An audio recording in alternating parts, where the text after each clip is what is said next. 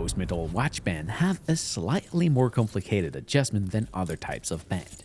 Unless you have a very large wrist, your watch will usually come too big and you'll need to remove some links from your band. To do this, I recommend using the right tools to minimize the chance of damaging your watch. The tools I'm going to use in today's video come from a small general watch maintenance kit. I'll left a link in the description if you want to order one. For the price it costs, it's really worth it. Carefully examine your band, you'll notice that some links have small pins inside. Be careful, in some cases, you may see screws instead. If so, use a screwdriver appropriated for that size to remove it.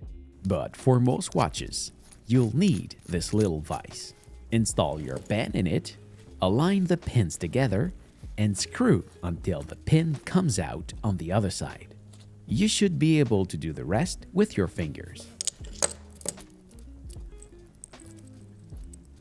Determine how many links you want to remove to fit your wrist and repeat the same operation to remove the desired quantity.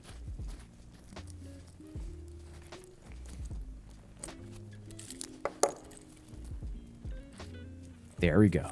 Now, reassemble the band and reinsert a pin to reattach it.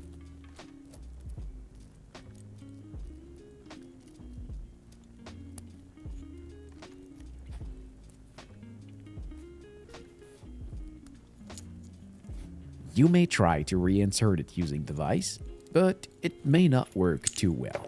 On my end, I used this tool, but be very careful if you drop it while forcing. You might damage something. This little hammer would probably have been better suited for this situation. And that's it. Try your watch and readjust it if needed. I hope the video was helpful.